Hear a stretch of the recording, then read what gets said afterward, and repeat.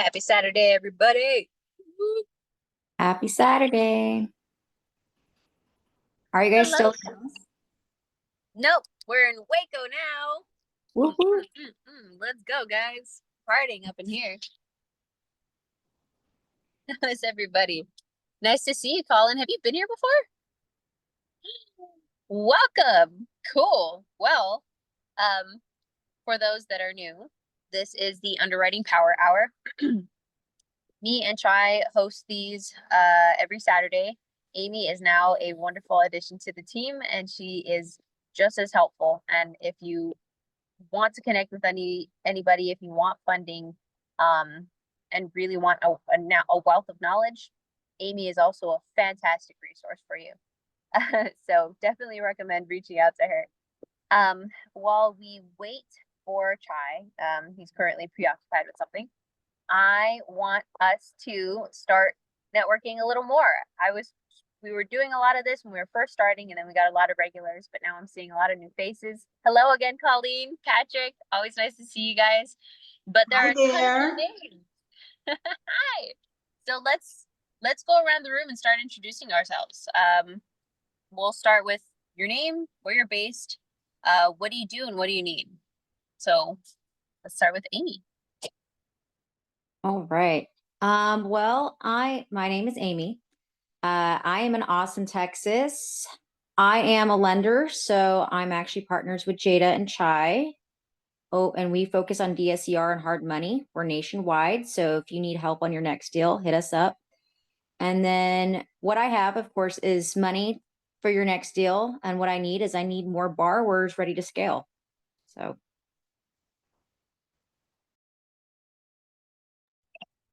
if you need money, again, that is Amy. A lot of people will say that funding is the thing that's holding them back from actually scaling or actually getting even their first property.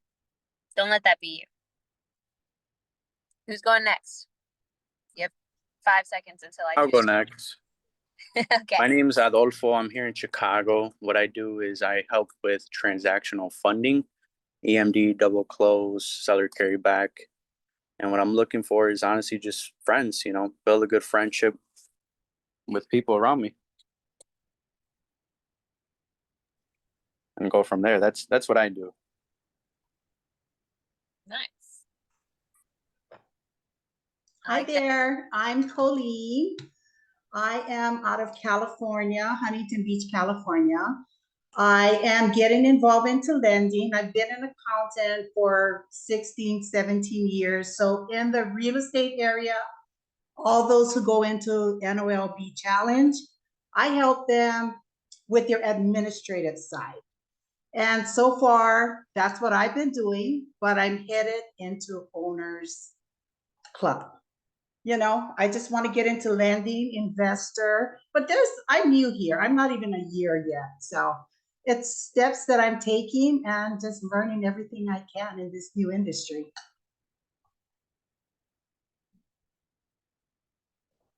I don't mind going next.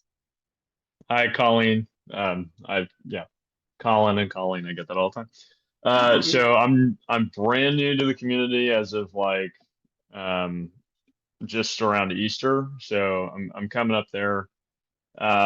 Basically, I am an academic in the real estate world. I knew enough for what I thought, and then obviously had just not put it into practice.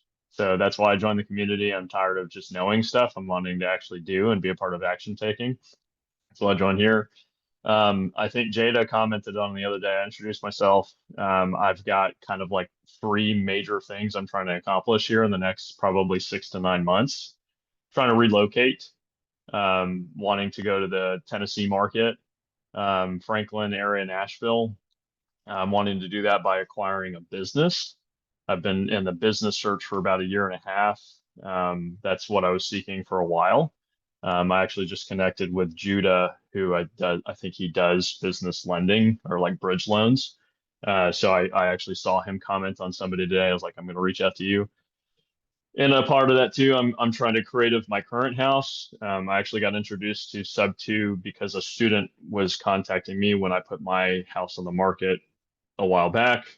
didn't quite work out. Anyway, long story short, I didn't quite know what I needed.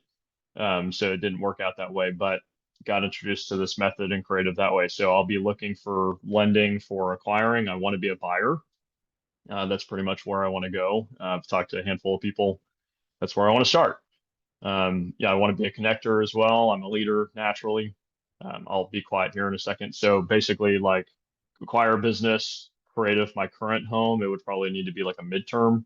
And then I would like to acquire a creative home to move into as well in the Nashville, Tennessee market. So if you guys have any connections or any folks, because like I told you, I'm ready to do this within the next 6 to 9 months. So Amy, I'll probably reach out to you for any lending needs as well. Anybody else, Adolfo, I've been writing your stuff down. So I talk a lot, but I'm currently in roofing sales. I'm good at talking with folks. I'm good at communicating. I'm not shy. So if you needed somebody to just call on leads or do anything like that, I'm willing to do that for folks as well. So hello, and I'm done.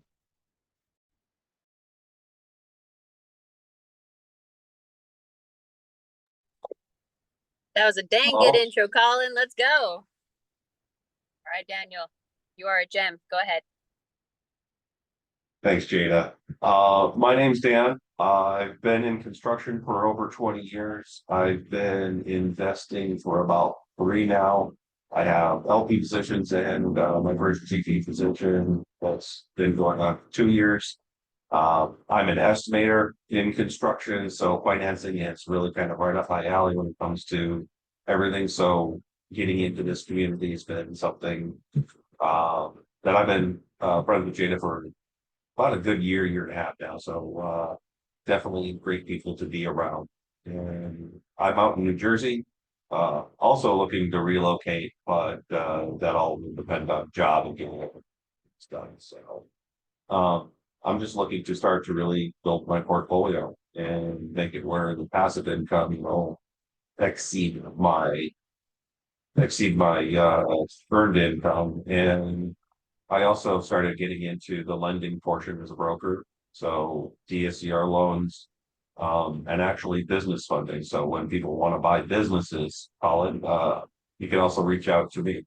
So I'll put my information in the chat. So I have connections that will do business funding as well.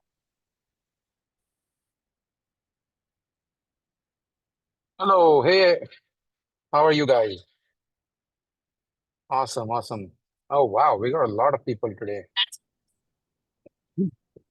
Thank you, guys. And who is here for the first time? Can you guys drop one in the chat who has joined for the first time? Oh my gosh, wow. Oh my gosh.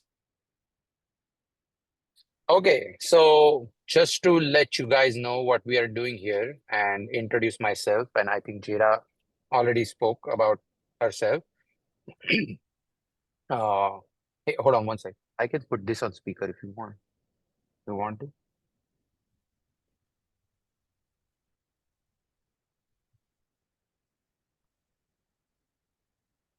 Okay. Can you guys still hear me? Yes. Okay, awesome. Okay.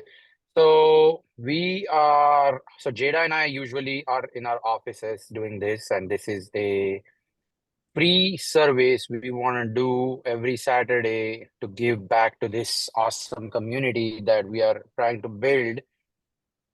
And a lot of people that from my work in other communities up to I started my career with a community called Lifestyles Unlimited, which is based out of Texas.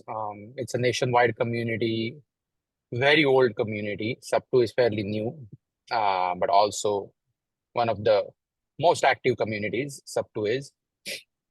So I've been teaching underwriting as part of all these communities. And then there are certain rules I have to follow as part, and every community has certain agenda. They don't want to push or talk about certain things that I usually like to talk about. So I started my own community. And what I do for a living is I am a very, very active buyer across Texas, and also making my way into Midwest very, slowly but surely.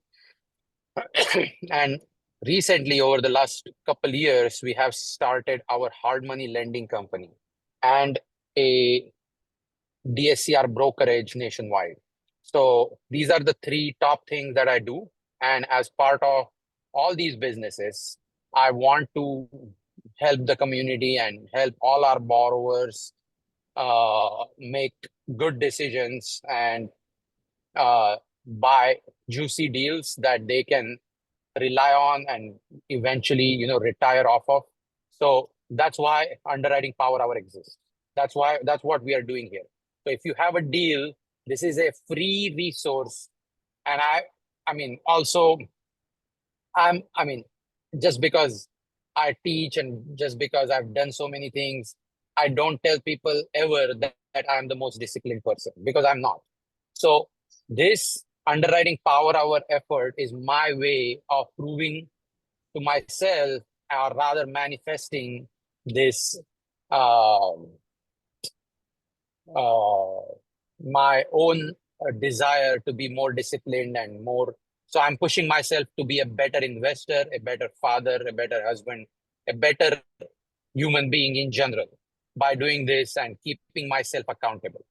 So, and I mean, in that process, I plan to help all of you guys. So you guys are in the right place. Some of you guys like Aaron, Colleen, they've been attending these forever.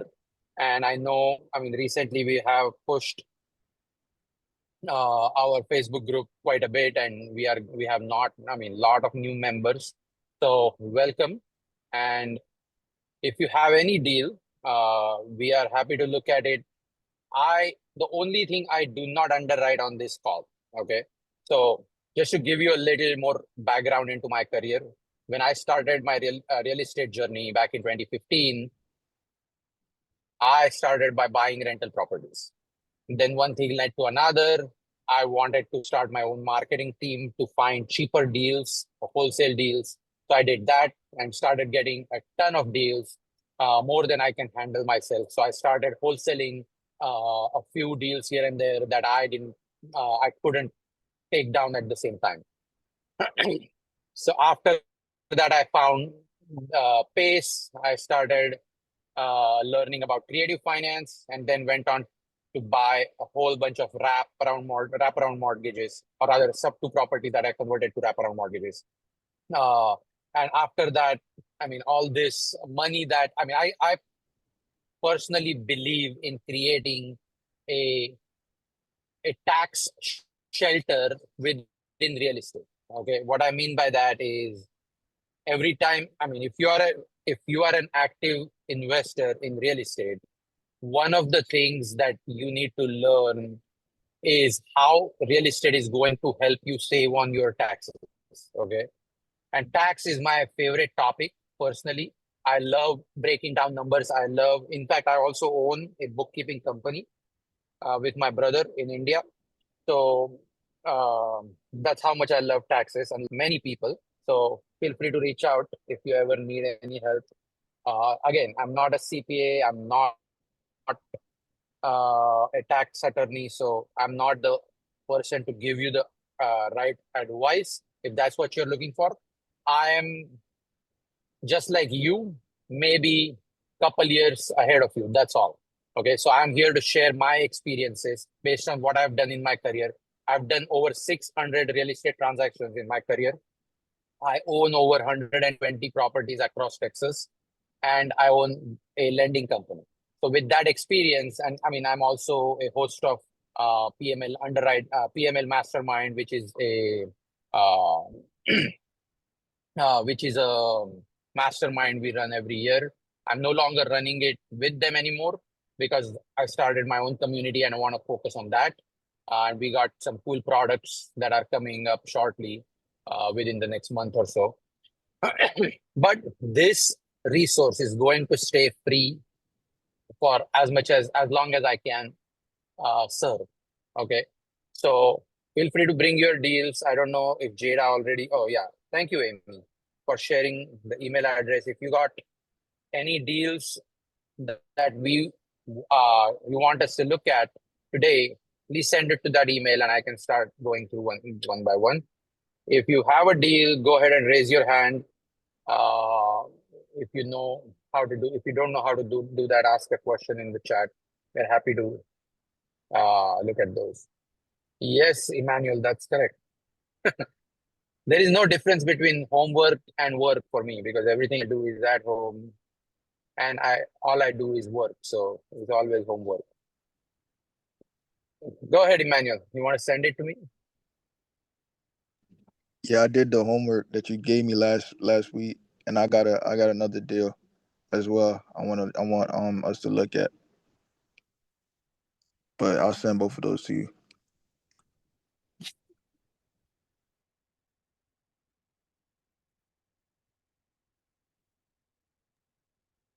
Okay, you sent it to me, you said it? Emmanuel, I'm sorry, I was not able to hear it clearly.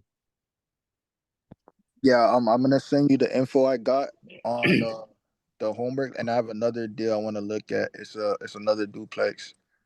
This one, the seller is open to doing seller finance. The other one was a Okay, cash. This one they're open to doing seller finance. okay, And this one is in a better for me it's in a better, well, from what the agent says, it's in a better location. It's closer to a hospital. I think I could get okay, 3,200 a month in rent for it for both okay. units. And when you say this one, you mean the one you just sent me? No. It's yeah, it's a newer one. I'm gonna send it to you right now. And the last one, I did the Okay. homework for that one too as well. So I'll send you the information on that. Oh, you were talking about you did your homework. Okay, great Yeah, job. yeah. I did my I'm homework sorry. on the one, yeah, Okay, last I week. thought you were just commenting on what I was saying. No, no, I no, no, came no, with my homework. no. Yeah, that's why I was making a joke about that. But Yes, sir. yes, we both did our homework. Yes, Great sir. job. So Emmanuel brought a deal last week and I told him to go and do some homework. So that's a great way to explain what we do on this call. And what I mean by that is Emmanuel brought a deal last week, okay, that he thought he wanted to ask something about. And he was right. But then he didn't have everything, but he found out after talking to me that, oh, okay, this I need to go and find this, and this. So I'm going to give you a very, very actionable step-by-step plan on what you need to do in order to get the answer you want. Okay. So the way I think about underwriting is it has two sides to it. Okay. Underwriting has, I mean, the one side of underwriting is yes, numbers, spreadsheets, math, all the boring things that a lot of people don't like. Okay. Fortunately, for you guys, I'm one of those weird people that love those things. Okay. But that's not everything. Okay. You cannot rely on me for doing underwriting for you. Okay. What I mean by that is, yes, I can run the numbers for a property. You sent me a property, say in Kansas City. Okay. I'm going to look up Kansas City. Even if I don't know anything or even I've heard of the name Kansas City before, I can still go online. The way I do my numbers in Texas, I can do the same way, and it has a very high chance of being uh, finding success. Okay. However, I can find that success because I look at that property from the perspective that I have built up during my career, using my experiences, using my failures, using the learnings I had through those failures. So now, or rather, you don't tell me anything about yourself, and I don't ask you any questions. I'm never going to know whether I'm able to underwrite a deal for you the right way. Okay. So the second and probably the most important part about underwriting is the one thing that changes everything is you. Okay. You are the variable that you need to bring to the table. You need to bring that information about yourself, your risk appetite, your style of working, your comfort level, your skill set, your mindset, your life situation, whether you have kids or you're single, or I mean, whether you have money or you don't have any reserves. I mean, all this information can only come from you. Okay. So that's what we are learning here. The exercise that I do with Emmanuel or Aaron or Colleen or anybody for that matter is only an inspiration or a learning experience or a perspective building mechanism for you to learn about how to go about thinking about your own situation. Okay. Because every day I see people forgetting about that one most important aspect. They are trying to take a tailor-made solution for someone else and try to fit it in their own life. That piece of the puzzle is made for that puzzle. Okay. Not your puzzle. Your puzzle is entirely different, and your piece of that puzzle is going to look completely different. It needs to be designed, and that designer is you. Okay. It is so important to know. And again, it may sound very boring to some of you because I talk about this every damn time, because this is the most important part of the whole underwriting aspect of things. So forgive me if I go on a tangent about this topic, but I this is very like close to my heart, and I feel like people make mistakes because of ignoring that thing every day. So did you send it to me, Emmanuel? Yeah. I don't see it. I'm sending it right now. I'm replying to your message that you sent. Okay, and while we are on this call, another thing, while Emmanuel is sending things, and we have 32 people on the call, and not a single one of you have a deal. I can't believe that. Let's see who has a deal they want. It doesn't have to be a deal. It can be a question. It can be a perspective related question. It can be a mindset related question. It can be anything, because everything goes. Underwriting is the topic that covers almost everything. Again, not strategies. Strategies we will talk about as we see those deals. But the question, anything you're stuck on, happy to discuss that. Yeah. Here is saying don't be missing out. She's not wrong. Okay, there you go. Alex, how you doing? Okay. What's going on, man? Good. How are you? Hey, Hello, good. everyone. So Go I ahead. have a question about the I have a house in Indianapolis, Oh, and okay. when we bought the house for 190,000, and we Okay. put 100,000 in renovation, so the total is 290, right? Okay. So in the moment when I bought it for 190, the PITI is, let's say, it's around 1,600 a month. Okay. But I wanted to do the cash out refi, and the appraisal come out at 350K, the appraisal. Okay. So of course, let's say can cover the 1,600 a month with the actual renters that I have. I mean, Okay. it's a midterm rental, it's a short-term rental situation. So let's say I can cover the 1,600, right, a month. Now, Correct. if I'm gonna do the cash out refi, based on the 350, Yeah. my PITI will be increased for, instead of 1,600, it's gonna be $2,400 a month. Okay. So my question is, when you do, or when somebody do the BER strategy, so they need to know what is the ARV for the property before Okay. do the deal, or how do you manage?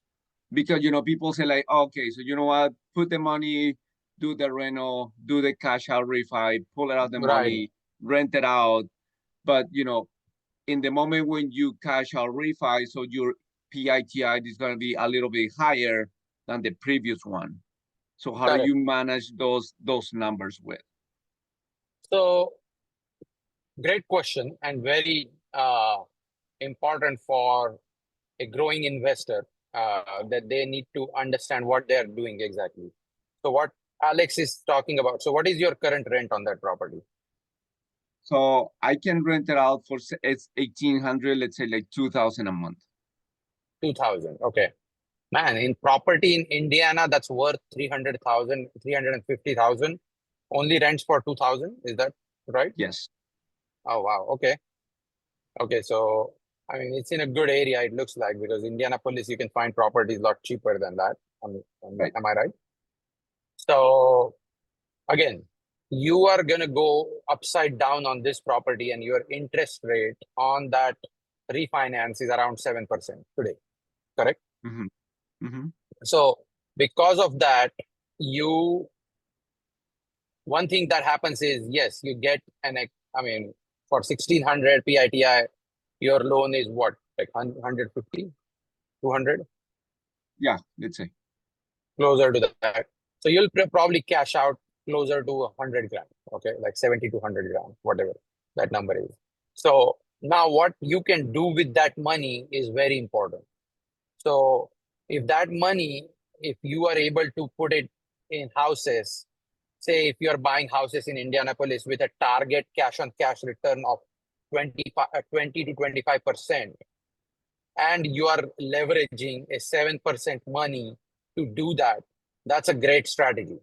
But if you are able to, I mean, besides that one property, let's say you bought this property long time ago, because it really doesn't make sense to me why you have purchased something like that is not going to cash flow until I mean, for a long time. And when I say long time, you have to remember every time you buy a property, maybe rents would have gone up by then. And that point, it might start cash flow. So you just never say never and just wait for it to grow in value. Your loan amount is the same, but it's up and it starts cash flow. But in your case, for the next 5 years, there is no chance it's going to cash flow. Okay. And I think if you spend 290 on it and got about 200 or 150 to 170 loan amount on it, that means you got about 100 grand trapped in your equity, right? Mm-hmm. So Mm-hmm. before we even discuss about refinancing it all the way, let me ask you this. Why, I mean, do you want to hold on to this property for any specific reason? I mean, the thing is, if I try to sell it right now, probably, for the amount of equity that I have. So, I mean, let's say I have, let's say like 130,000 in equity right now, Mm-hmm. but I have to pay,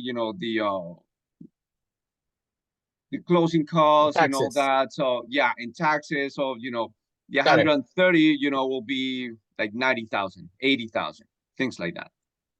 So one thing I can do, I mean, I can tell you right now is, instead of answering your question, I kind of understand your pain point, and I want to answer this in a way that where you have a couple new exits. Okay.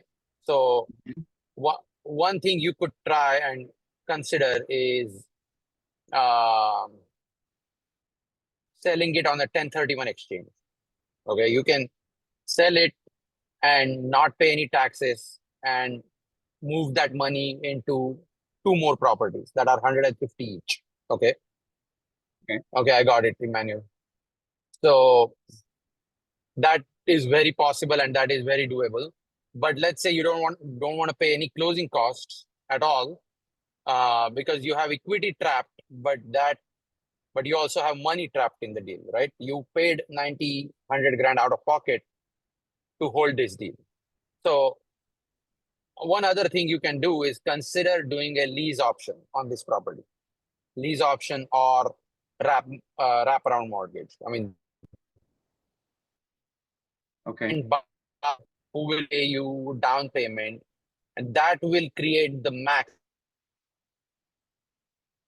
you are deferring your interest, tax you're going to split it over 30 years, like spread it over 30 years. Because once you create a wraparound mortgage, you will have to get a DSCR loan. And again, this is not an advice. When you get a DSCR loan, remember that if you create a wraparound mortgage on top of the DSCR loan, you are running the risk of the due on sale clause, just like you do when you do that with subject to mortgage, because it's the same thing. All mortgages have due on sale clause. So now, whether people do that all day long, as your DSCR broker, I won't advise you to do that, but that is also something that is very commonly done in the marketplace. I can tell you that much. So let's say you did I know it's something you hold in cash and you have equity in the deal. You can, without refinance, what's your current interest rate? 7.5. Oh, it's pretty much up there. So if you find a buyer at 8.5%, 9% interest rate, without even refinancing, you will at least put your equity to good use. Does that make sense? So Right. because you are, you are creating a wraparound mortgage using the sales price of 350,000. They'll put down a 10% deposit, and you will create a note for say 300 to 315. And when you create a wraparound mortgage, one thing that is also possible, and again, this I have to check whether the price point is within the affordability zone for the buyers in that area or not. Because in Houston, 350 is on the higher end of the spectrum of affordability matrix, okay, or rather affordability zone. Because whenever I think about doing wraparound mortgage, I want to buy a property in that sweet spot, like 200 to 300,000 in between that. That's for Houston, okay? For Indiana, the average or median home price is lower. So 350 might be a very expensive property for a wrap buyer, okay? So it's not something you should rely on, but if you are able to find a buyer, that will make the best strategy, okay? Even though the buyer's profile is slightly on the, slightly outside the underwriting guidelines for a wrap buyer, which is a completely different topic to discuss. But let's say the buyer barely qualifies for that amount of payment, you can still work with them, because worst case scenario, you will get the house back and you can just find another buyer or a tenant at that point. Let's say you get it back after 5 years, rents would have gone up by then, and you can still refinance. And so that's the risk you're running when you talk about wraparound mortgage buyers. And if you did not understand anything about what I just said, feel free to drop a question in the chat, and happy to elaborate on anything that you guys, because we are talking about like expert level, very like So detailed let me discussion about the wrap buyer, which I know Alex knows. ask you something. For the when you Yeah. do the 1031, so you need to wait minimum of 2 years, or you can do that after a year? Oh, 1 1 year. year, 1 day. 1 year, 1 day. So there is no rule, okay? There is no such rule that says 1 year, okay? I mean, the way IRS works, and again, I'm not a CPA, I'm not a tax attorney to give you any advice, but the way IRS works is, what I've realized over time, and if you pay taxes, you will know this too, that whatever you are, whatever you're telling IRS is based on, like, you run into situations like this. For example, this house Alex purchased with the intent to hold it.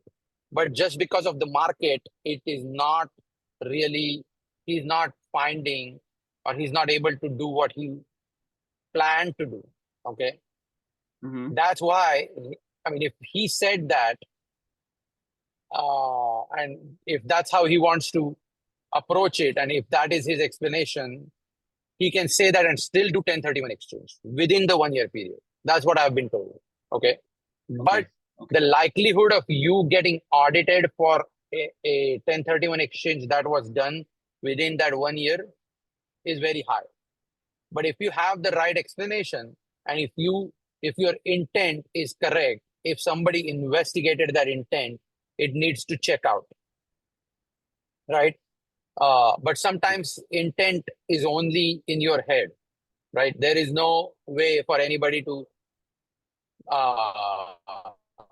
and I'm sure that I don't know what they will do during the auditing process, etc. So I don't want to get like too deep into that discussion.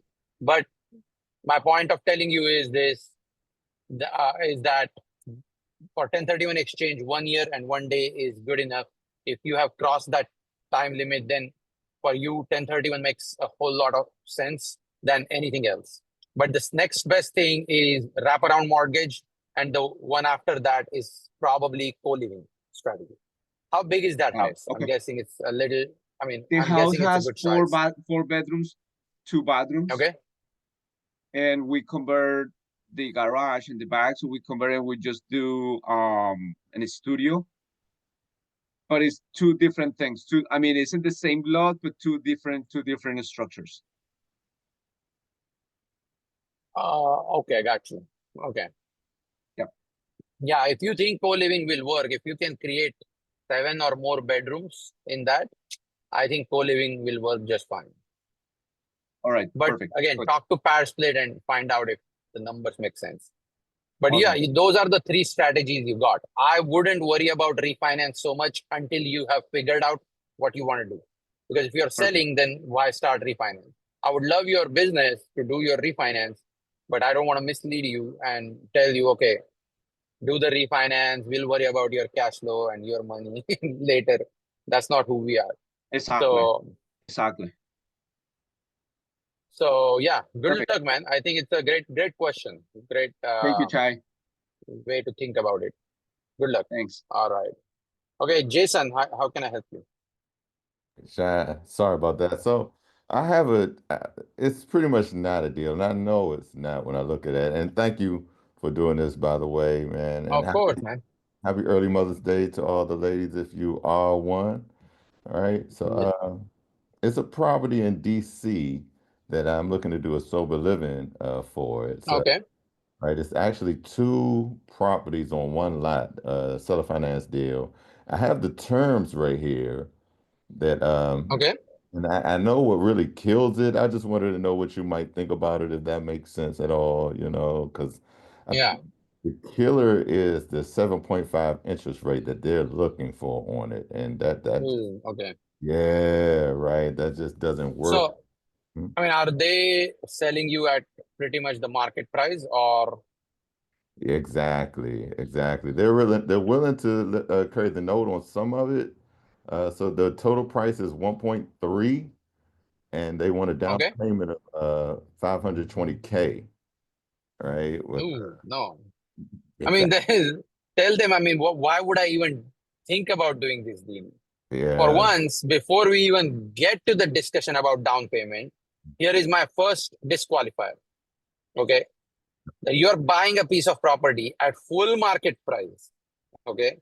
As an investor, do we ever buy anything full price? Answer is hard no. Okay. Yes. Right. In bold letters. So never, ever, ever should you buy a piece of property that is full price. And when I say full price, I mean full price at full market interest rate. Okay. So if you're getting a sub 2 deal or seller finance, it better be way better than a market interest rate, at least 50% or better. Okay. If you're having to pay full market interest rate, then it better be discounted deal. Okay. So if you're buying cash deal, I like it at 70% minus repairs. Again, that is possible for me in my market because of all the work I've done and all the footprint I have created in my market by doing like visiting meetups, doing social social media footprint, or doing all these efforts such as underwriting power. But if someone new wants to start buying in Texas, either they are from Texas or not, either way, they're going to have a very hard time finding 70% minus repair deals. Okay. So you need to set a target that is achievable. Okay. But at the same time, definitely fight harder to find that discount for cash deals. But if it's a seller finance deal at full market interest rate, it is still valuable for different reasons. And we can get into that another day. But even then, if the interest rate is 100% like or at market, the property value needs to be discounted. Or if the property value is at market, then interest rate needs to be discounted. So something's got to give for you to make sense of it as your investment. Unless you are just someone like a hedge fund who is just buying properties for a long-term hold, and 15 years later, this area is going to go up in value. That's a completely different strategy, and that requires, balls of steel, one, and a lot of analysis, and a Yeah. lot of money. Right. So it's not, it is for different type of individuals or funds, or they have completely different, and they have the power to move things around. And literally, they know things that we don't. They have different tools. But going back to your question, I don't think it's a great deal only because it's a seller finance. And some will argue what I said based on this, based on the fact that you are able to get this deal without having to knock on any bank's door. Mhm. But now comes the kicker, where the seller wants $520,000 down payment. Yes. So if my previous argument hasn't killed the deal already, the 520,000 will. Right. So if that 520,000 were to be, say, $50,000 down payment, then I would have a slightly stronger argument that, okay, your entry point is very little to get into a $1.4 million property. So why not just get into it, figure out a way, and try to build bigger cash flow, even though everything's at market? Because for you to get that deal through a bank will be a lot harder process compared to seller finance. So, but with your down payment, 520,000, it's just not going to make sense, no matter where it is. Yeah. Unless Right. you tell me, yeah, this area is exploding in 1 year. Yeah. No, Yeah. not at all. So So those are some of the cool things I like to educate people on. There is a phase 1 underwriting, phase 2 underwriting, and phase 3 underwriting. Phase 1 is more like 10-second underwriting. It may take you a minute or 2 or 5 when you first start, but once you know what you're looking for, while people explain me their deals, I have already made the decision like in the first 5 seconds. That's Right. because I have underwritten thousands and thousands of deals, and I still do. And I have my hand on the pulse of the market pretty much everywhere because I'm fully dialed in. Yeah. And that's the goal. That's what we are talking about, learning, teaching here. So, but yeah, great question. Don't go after, something just because you like the sound of it or you like how it looks. If it doesn't Right. pencil on paper, it's just, it's gonna be a huge waste of time. So the killer in it would Yeah. be the down payment and the that 7.5 interest rate. If it were a lower down payment, that interest rate might work. Yeah, lower to nothing. Right. Like literally. It Yeah. cannot be low as 10%. That's not low enough. Yeah. Because depending on what you plan to do with that property, I know I've heard about sober living and rehab centers and all these things, and people make like shit ton of money doing that, but I've only heard about it. I've never seen one where people are killing it. Right. I'm sure there are people, I just haven't met them yet. Yeah. So that's my first, like, that's where I clinch. Like, as soon as someone talks about sober living and they don't have the right acquisition strategy, they are relying entirely on the exit strategy. And what if it doesn't work? What if there is a city regulation? What if there is whatever? Yeah. Something can come and basically disrupt your business, and you are relying on that one exit strategy, one and only exit strategy that may or may not make you money. Right. No, it's I like I like to look at everything from the lens of a minimum 3 exit strategies, if not more. it could work for a pad split, I believe, as well. Because the problem that they've been on market now for, man, at least 250 days. And the problem is that they're actually set Oh, up. Yeah, they're set up. They're not set up traditional homes. They're set up for co-living. They're actually a rooming. They're set up for rooming houses. It's a church that had okay. How many bedrooms are we talking about? in total, it's about 10 bedrooms in total, or maybe 11 even. Yeah, maybe 11. You could add another bedroom because it's like 2 offices. So you could say about 12 bedrooms really. And that's why it won't sell. The it's a church that owns it. You said 12 bedrooms. Yeah, it would if you made one of the offices, the office doesn't have a closet, but you could throw a dresser in there and make it a bedroom. It does have a window, so So besides the 12 bedrooms, are there any common areas, kitchen, living yeah. room, Well, one of or them, garage? no garage. The parking is horrible. The parking is Okay. horrible. But they both have a kitchen. One has a nice sized common area. The other one does not. I mean, I'm just thinking from the perspective of, can we add more bedrooms? And one of them, yes. And one of them, Okay. yes. You could, the common area, that could So the be 1.4 million is for the whole thing, like 3 properties together, right? exactly. The 1.3 is for both properties. One is a 7.6, and one is a 6.6. What city is this? DC. Okay, DC.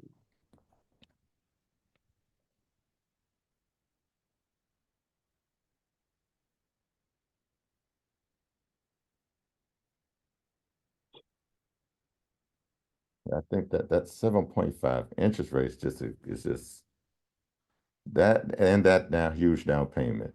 It's just a game. It's just not working with that interest rate and the down payment really. No, so what I'm gonna look for is what part is it? Like, can you just point me in the right Yeah, direction? Northeast, northwest. Northeast DC. It'll be right off of Rhode Island Avenue. So if you let me take a look. Come down to right in, yep. All right, so if we go up, let me see, Route 1. Where I just saw Route 1. Come down some, because we're in Maryland right now. So right there, you see Mount Rainier, and then you follow Route 1 going south. You got to come up, and to the left. Come to the left, keep going. Hyattsville is right there. Then yep, and then follow Route 1 going down south. Okay, Yep. okay, And in this area. no, Okay, no, I don't see any pad splits here. So okay, that's another question. Does the yeah. property have a HOA? No, no. And pad split, like you said, they're not in that area. I would have to manage it for if I wanted to not do sober living and do co-living instead. I believe I would have to manage it myself instead of pad split because they're not in that No, area. so pad split will still manage it. They don't care where it is. Oh, okay, Uh, okay, yeah, they don't care because they're all on. That's an online tool. They're finding the tenants, managing the collections, so everything happens remotely for them. You still okay, have to manage the maintenance part. So if you're putting the pad split, I mean, if you use the pad split as a strategy, I think there is a very high chance of it working, because think about it. I mean, already got 12 bedrooms. I mean, we can go up to like 15 bedrooms minimum or more, we think. What- You think You were is it safe to say that we can go up to 15 15? bedrooms? No, so one of them 15, no? is possible because one has a common area in the basement, but it doesn't have any windows at all. And you could put a bedroom in that Okay, nice. let's call it 14. Let's say we do 14 bedrooms.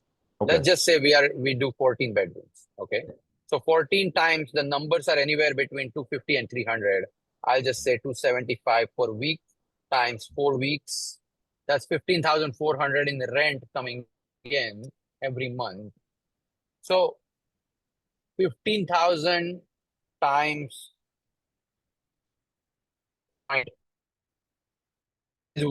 will, I mean, that's after split and after paying utilities. So that's the only two things those extra on top of. So there is a chance that it will not cash flow if you start split as your strategy. You If it it doesn't kind of work, and then you don't have a lot. Oh my you were God. breaking Okay. up a lot during that of what you said. You were breaking up a Oh, lot. sorry about that. We are on the road today. I That's apologize. Can you no still hear worries. me now? Yes. Okay, let me stop sharing. Maybe it will help. No, I was just saying it will definitely cash flow, but just, I mean, you don't want to buy something that you cannot just exit out of. Okay. Yeah. Just like what we discussed with Alex earlier. Alex is, I don't know what the thought process was initially, if the numbers made sense back then, for what reasons. I mean, I'd have to know more history. But as of today, it is one of those properties that has to be sold on the market. Now that the one you're buying is not, I mean, there is no chance it's going to sell, and it's sitting for 250 days. One, they need to take a haircut for sure, either on the price or on the interest rate. And definitely on the down payment. It's just, I mean, we are spending time to talk about that scenario, and it's my like pet peeve when the deals are, I mean, I bad understand. deals that people are chasing is kind of like my pet peeve. That, Yeah, no, I know yeah, I understand 100. I wanted to and know. I like to, no, but it's a great discussion point here for everyone to know what not to chase, because a lot of people complain that they are not getting a deal is because they are chasing the wrong thing, It's not right? a deal. So it's not because I mean, if you spend time and use that phase one approach and just underwrite 10 deals a day, there is no reason you won't find a deal. Yeah. But I mean, yeah. So again, no offense to you by any means. I'm just using that as an example.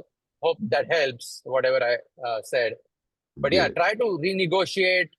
And best way to approach this is make it very mechanical. Like I'm telling, this is like my new favorite thing to talk about. Whenever I talk to my partners or students, or whenever I do this, these days you'll hear me talk about making life boring. Okay. Mhm. And when I say boring, of course, you can do whatever the hell you want in your personal life. But Yeah. as an entrepreneur, the success goes through the like boring Yes. period. There is a Yes. lot of time you're going to get bored to death following the same thing every day. So if like Uh, action every day, remember that it goes both ways, right? yeah. When you are in an environment where there is a lot of action, that's probably because of a lot of problems. Action comes from problems that you have to solve, and that stresses you out the most. So when you Yeah. set a criteria, say, I'm going to look at this, Mhm. cast a wide net and do, I mean, interview more assistants. underwrite more deals, Yeah. talk to more sellers, talk to more buyers. Just play the numbers game. Keep it boring. Make an offer to these guys. This is the only way I'm gonna do it, and leave it alone. Leave That's them it. alone. And let them Okay. respond. I understand. Believe in your offer. If they go with someone else, if they let's say go with someone Mhm. else, and they find that Jason that will pay them 520,000 at 7.5, just call them. I mean, put them on your list to follow up and check what happened. If you found that other guy who paid that, ask them what if they shared, then learn from that, adjust your numbers, and keep going. Yeah. Keep it very simple, keep it mechanical. Don't overthink it. Don't attach your emotions to it just because someone and move on. So good luck with that. Uh, Thank yeah, you, Chapter. I think there is something you could do if you're already in it, but if you're not, I recommend you stay away from it. Yeah, no, I mean, Good luck. thank you, thank you, thank you. All right, Jill, how you doing? Oh, sorry. I'm doing good. How are you doing? I'm Hey, Jill, great. how are you? So I have a question. You were talking. Hey, good, good, good. Hey, you want to turn your camera on? We can Um, spotlight you. I can't right now with the camera. Sorry. Yeah, it's up Yeah. to you. Don't worry about it. Yeah. So you were talking No worries, about no worries. You're you were fine. talking about like 3 Go ahead. phases of underwriting. Could you maybe go over those real quickly? I know you said the Yeah. first phase was like a 10-minute like evaluation So and pencil and paper.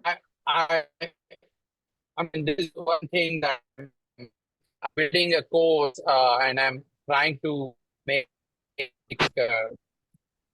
or rather focus on underwriting. And this is one thing I want to talk about in that course is phase one is more like a quick decision.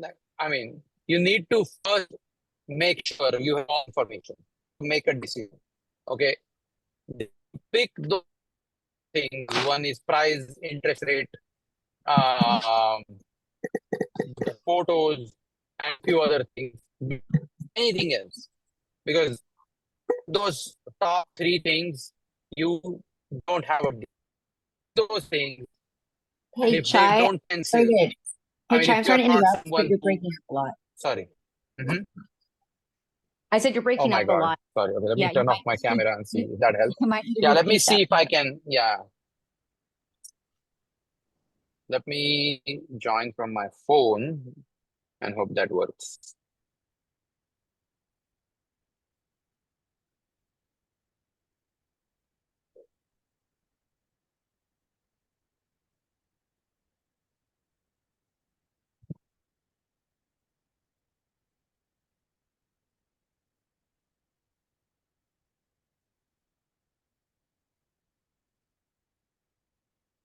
Okay, give me just a second, guys. I'm sorry.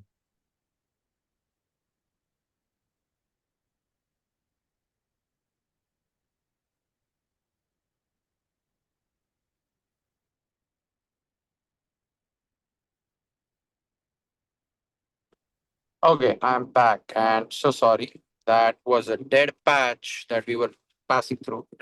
Uh, sorry, Jill, I don't know what you heard so far, but I'll just repeat. So the phase one is more like collecting all the information. Make sure before you underwrite anything ever, make sure there is make sure you have all the information. Like, for example, Emmanuel was on the call last week and he didn't have all the information to underwrite the deal. So you're going to waste a lot of time if you start underwriting something or start spending your brain power on something that is going to, I mean, that is going to spit out a result that is question mark. Okay. So you should already know what those question marks are and you should already have that information. And the simplest, it only takes a few things. Like you need an address. Okay. You need the market value of that property. You need the asking price. You need an interest rate if it's seller finance or sub two. You need the mortgage statement if it's seller finance or sub two. You need few more things besides a regular BRRRR deal, and I'll put it in a more of a easily readable format. We have a template, right? Yeah, it's coming up shortly, so we'll release it very soon. But you need those few things, like 3 or 4 things for every strategy, and then you make a quick determination based on whether you are getting a deal uh, compared to your own underwriting criteria, right? After comparing it to your, let's say you are looking for deals under 5% interest rate. If it's already 5.5, I mean, sometimes it's tempting to break your own rules when things are like on the edge. But remember why you set that boundary in the first place. So think long and hard when you set that boundary and don't cross it. Keep it very simple. It's okay to wait another day. Okay. Uh, of course, you have to take action and you have to. So if you have a lot of time, then spend that time on analyzing a lot of deals. That's going to improve your phase one muscle memory, right? What that and I can do all these things in my head because I'm 100% clear on what my underwriting criteria is, and I'm 100% comfortable with the areas I'm buying, and I mean, I've done this so many times that I can do that. It's a simple math. You can't tell me that you cannot do this in your own head. The only reason you cannot do that is because you, I mean, you don't struggle with doing the math. You struggle with thinking about all those things at the same time, and that is the one thing that takes muscle memory. Okay, which is your brain memory that's going to remember these things after you do it over and over and over again. So that's what I call for phase one. But once it passes the phase one, then you take it to the phase two. You sit down and run a full rehab budget and put it through your uh, underwriting. I mean, you refine those numbers. That's what I call it. Like phase two is about putting finishing touches on the numbers, not even running your spreadsheet or anything. That comes in the phase three. That's when you have already, like, you're already 90% there. And now you want to convince yourself that everything you did in phase one and two is correct. And you're putting it on paper as a proof for yourself to go back to later on. But in the phase two, you are refining those numbers. When you know, oh, I found a killer deal because it's under 400,000. Looks like could be like 50 to 70 grand rehab, and uh, I'm getting it at like 60%, or it doesn't need anything, and the interest rate is 2.5. Great. Now you order mortgage statements. Now you order photos. Now you verify, like, go with certain assumptions and quickly say yes or no. At phase one, and then go to phase two and start refining those numbers if they pass that criteria. So sometimes it will be, I mean, sometimes people send you wrong numbers. Uh, Even, I mean, they don't always inflate everything. Okay. So once in a while, you have to be more careful when you completely reject the deal without checking the facts. And that is a rare occurrence, but once in a while, there will be a wholesaler who is going above and beyond and giving you highly conservative numbers, and those numbers will make your deal break or kill the deal. So as you work with more and more people, you kind of get used to their habits. And when you know a deal is coming from Alex, you need to uh, you need to make it, I mean, remove the whole conservative approach he or she had. So then you will take it straight to phase two, because you can't make a decision at phase one because you're probably worried that all the numbers are wrong. So this is what I call phase one, two, and three. I'm going to create a very official guideline for these three things. You should have it very shortly. Thank you for reminding me, Jill.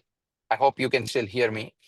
Yeah, We I are can hear we you. are going off the highway now, and we are uh, going into hill country. It's for my wife's birthday surprise. Hope she's not listening on this one. But yeah, Jada is helping me find a place and everything. But yeah, hope that helps. And Emmanuel, I am so sorry that I may not be able to get to your question today, only because uh we are just entering into the hill country area, and I know the my range is going to go away very quickly.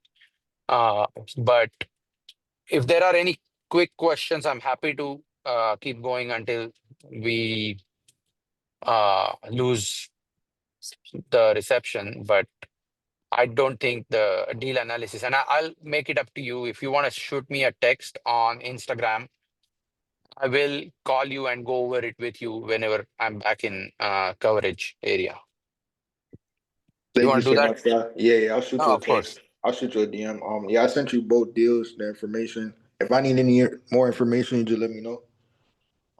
Absolutely, absolutely. And then like if the deals work out, I would love for you to fund them.